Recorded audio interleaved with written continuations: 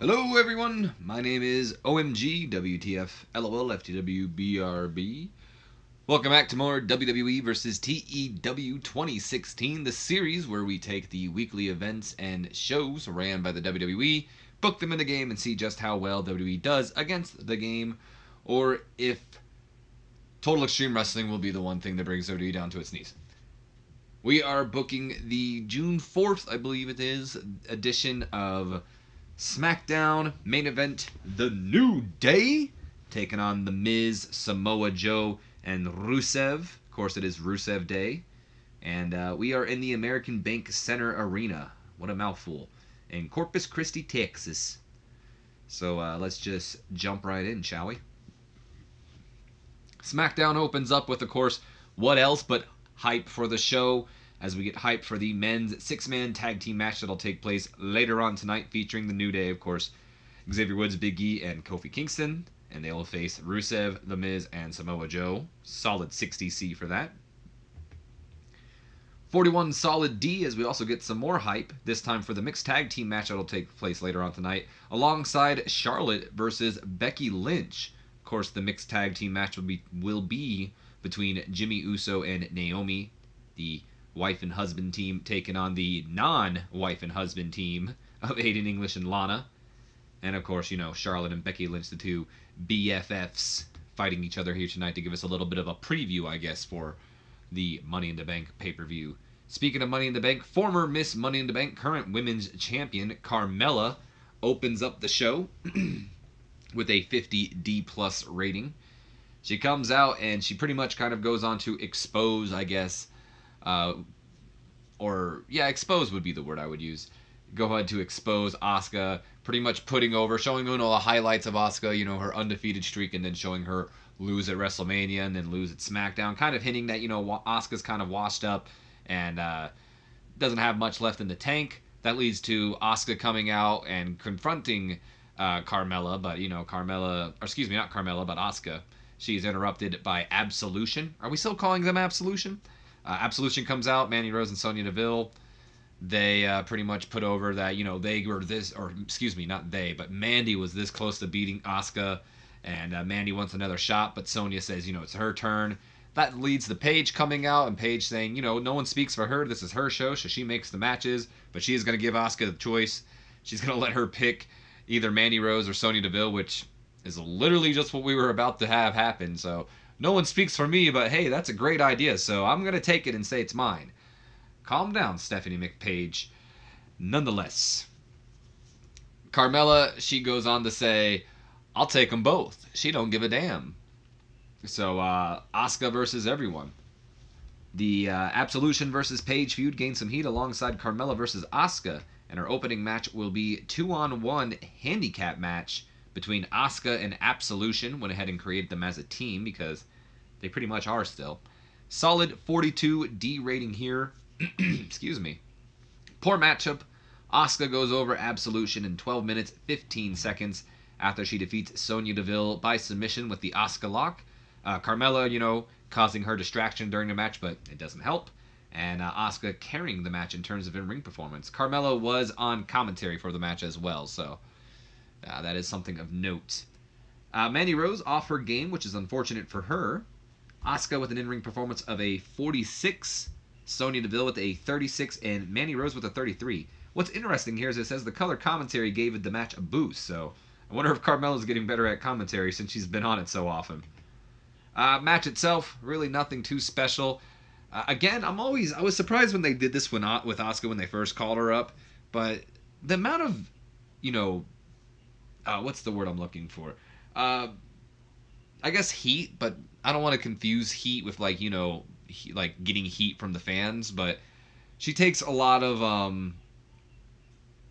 the hit, I guess. I don't know. She takes a lot of the selling portion. I'm not really sure what the word I'm looking for here. Nonetheless, Asuka is the one taking a lot of the heat in the match. That's what I'm going to go with. I hope you guys understand what I mean, because it's just what I can, as a wrestler, it's what I call it. So she's taking all the heat in the match, getting beat down, putting over Absolution, making them look great, by the way.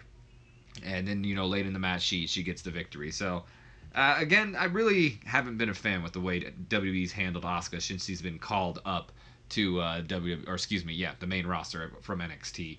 Her only match I've ever liked was the WrestleMania match against Charlotte. I thought that match honestly was the best match of WrestleMania. So it proves that she can, do wonders when booked right. But even then, the build-up was just kind of lackluster. So I still feel like WWE hasn't really handled Asuka the best. Nonetheless, after the match, Carmella gets back into the ring to kind of stand tall over Asuka, posing with the world champ, or Scott. Well, I guess you can call it the women's world championship, SmackDown world championship, women's. God, not a world. SmackDown women's championship. She poses with it, holds it over Asuka. Asuka's, all looking at her.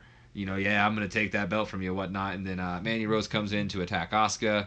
Asuka turns around and takes out Rose, but as she takes her eyes off of Carmella takes advantage of it, hits Asuka with the championship, and then a super kick, and then just stands over her with the women's championship, standing tall, looking great. So there you go. Good look for Carmella here. 42 solid D. Unfortunately for Asuka. I really feel like they're gonna do like something stupid like a DQ or something. Big Break John coming in with his commercial break 100 star as always. Thank you, John. Solid 62C as this was supposed to be Big E, not Big Cass. I was like, the hell's Big Cass doing here? I guess just ignore that because I'm not going to go back and change it. It's something so little and minuscule, it doesn't really matter. 62 solid C. New Day, they're tricking, they're backstage to go to apologize to The Miz, saying that they play around a lot. And, Miz made a lot of good points, gave him a little bit of a reality check. One of his names of his moves is Big E, or I guess Big Cass, hilariously pointed out. And hopefully I didn't put Big Cass in the main event. That would suck if Big E didn't. No, Big E was booked. I looked at all the roster to see who was booked. Nonetheless, back to the promo. So they pretty much go to apologize, and they're going to allow Miz to pick who is going to be in the Money in the Bank ladder match with no catch. You just got to pull out of Mr. Booty'sworth's hat, and you'll figure out who you're going to pick, or who's going to be in it, because it's written on a little piece of paper or whatever. Miz closes his eyes. He goes to do it, but the New Day switch out the hats for some pancake batter. Miz is all mad, and he promises to get revenge tonight before wiping all the pancake batter on Mr. Booty'sworth as he walks away. Should I get someone to play Mr. Booty'sworth? I feel like he's such a minuscule thing, but they bring him on more and more, so I feel like he would be someone I should probably, have featured more. Whatever. Damn it, Big Cass. Why you gotta ruin everything? 60 solid C as we get hype for the main event tonight between, of course, the Miz, Rusev, and Joe taking on the New Day, alongside the contract signing between Shinsuke Nakamura and AJ Styles that will also take place tonight. 46 solid D, extremely short matchup here. Carl Anderson goes over Harper in 2 minutes 55 seconds with a surprise cradle. I almost said Carl. Pretty much a nothing match. Harper got a lot of the control of the matchup. He was just beating down on Anderson until Anderson just pulled out a surprise win out of nowhere. Gallows doing some good work ringside. Anderson had an in-ring performance of a 48. Harper with a 56. And Carl Anderson improving in performance. Good on him. 54 C- as we get a recap of last week's brawl, or slash dance-off, the dance-off slash brawl between Naomi and Lana, where I guess Naomi won, as the color commentators put it over, and Lana, being all angry, used the dance-off to make it look like she was, a fair sport or battle or whatever, and just hit a neck breaker. Pretty much just recapping it last week, and then the brawl between Rusev Day and the Usos. 39 D- as we get a quick promo from Naomi and Jimmy Uso, cutting it on, I guess, Aiden English and Lana. Naomi cuts the promo on Lana, pretty much saying how she's going to snatch her ball before Money in the Bank after what she did last week, and then she's going to become Miss Money in the Bank.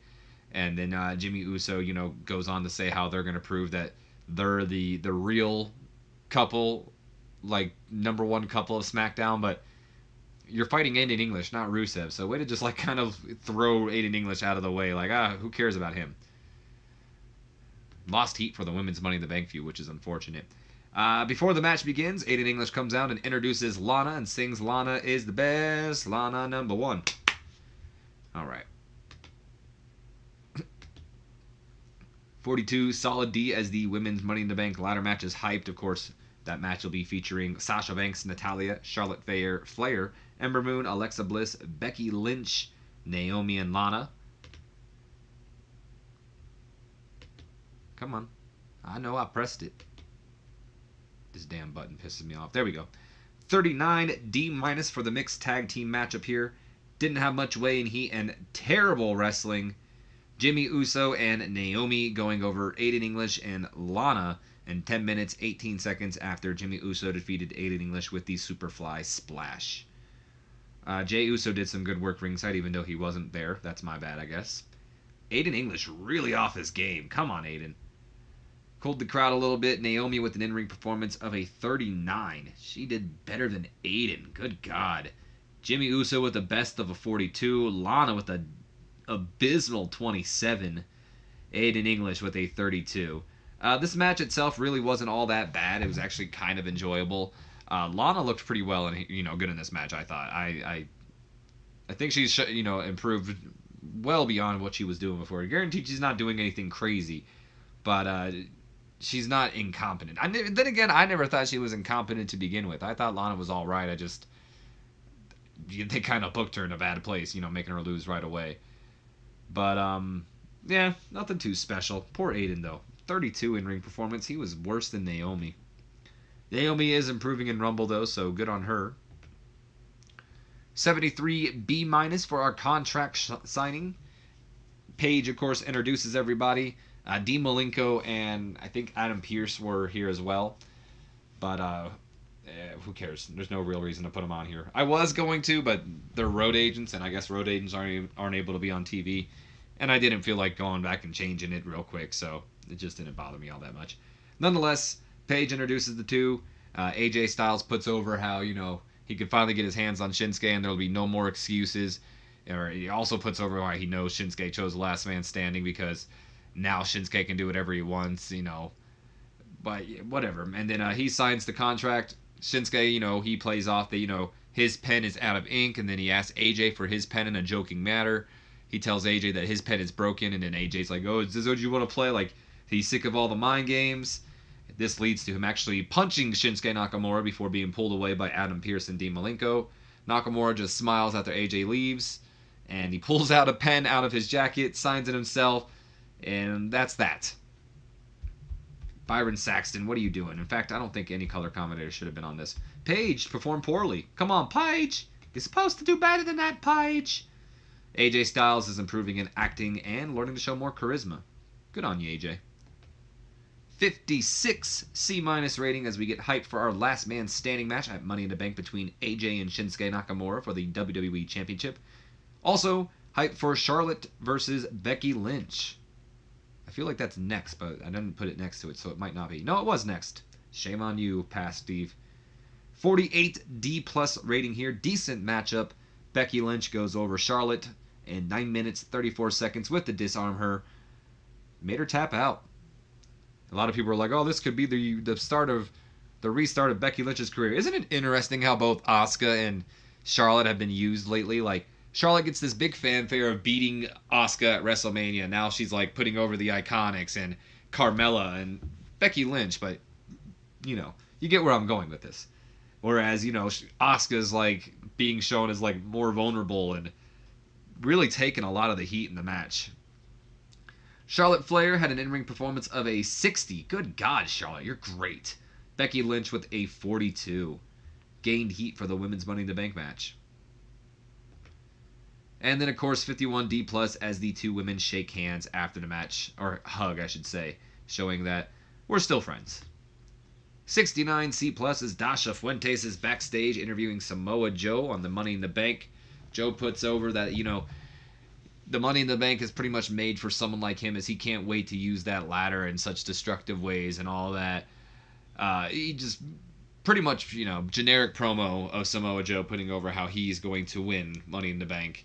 And I kind of feel like he is. Although I am starting to have a little bit of doubts, I feel like Joe and Finn Balor are being made to look like they're gonna win, and then like someone like I don't even know who's in the match. Maybe Miz will win or something. Weasel his way into it. Nope, didn't press it. 57 C minus. We get more hype for the 6-man tag team match later on tonight. 42 solid D as the Women's Money in the Bank Summit is hyped for next week. I only hyped these 4 women because they were the 4 women featured on the screen. So that being Paige, Renee Young for some reason, Becky Lynch, Naomi, and Lana. So whatever the hell a summit is, that's what we're getting next week. I feel like for some reason, like, they messed up, like, too, and were like, oh, we were supposed to put Charlotte there because they have Becky Lynch, Naomi, and Lana. They just don't have Charlotte. She's the only women's Money in the Bank competitor not featured. I feel like they did like the classic TEW thing where you put someone else, like I did with Big Cass earlier instead of Big E, but they put Renee Young in instead of Charlotte Flair. Like, it's just, why was Renee Young featured? 59 solid C. Speaking of Renee Young, she's backstage with Big Cass this time. I promise it's supposed to be him, not Big E, although it probably should have been, so Big E could have got his limelight. Cass is just cutting a promo on Daniel Bryan, and being little and whatnot. Oh my God, they're still going on about this. He calls, he talks about how he was at WrestleMania 30, I think it was 30, when Daniel Bryan won the WWE Championship, and he was walking behind him, and he just kept thinking, "This is it? Are you kidding me?" And Eve still thinks it to this day.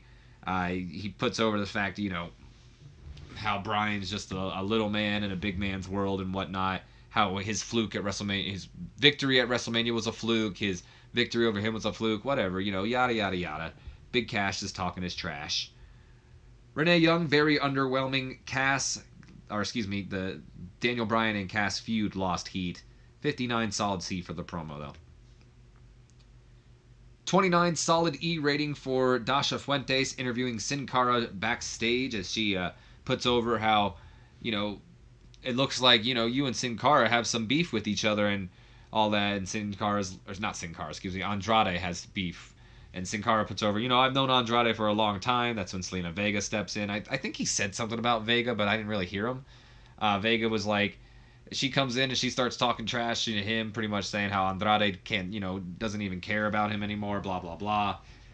It just leads to, a match being confirmed for next week between the two, and then Andrade attacking him from behind. So I went ahead and did start a storyline between the two because it does indeed look like there is going to be a little bit of a mini feud here. I should have started last week, but I didn't know if they were going to do something out of it. I should, sometimes it's hard to tell, but that one was kind of obvious. I should have done it.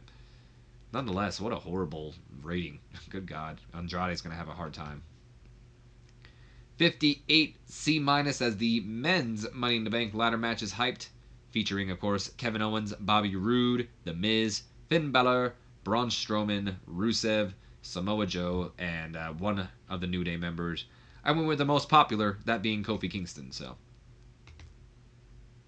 And is it main event time? It is main event time. 64 solid C for our main event. Decent matchup. The New Day goes over The Miz, Samoa Joe, and Rusev on this glorious Rusev Day, unfortunately. 13 minutes and 5 seconds later, after Big E goes over The Miz with the big ending. I think that's what they call it, whatever that move is, where Big E holds him up and the person jumps off the top rope. Rusev and Samoa Joe turned on The Miz during this match.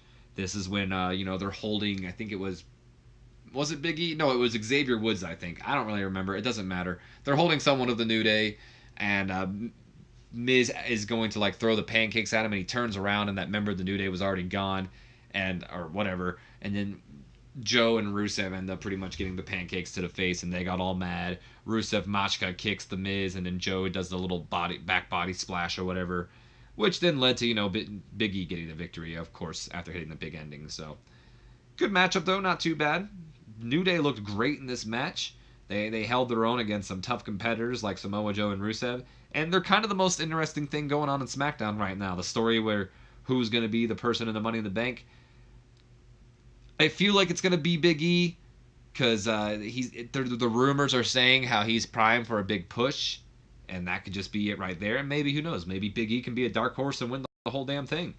Nonetheless, though, I wouldn't mind if it was Xavier or Kofi either. It'll be interesting to see who they go with, though. Kofi Kingston, of course, you can always rely on for spots.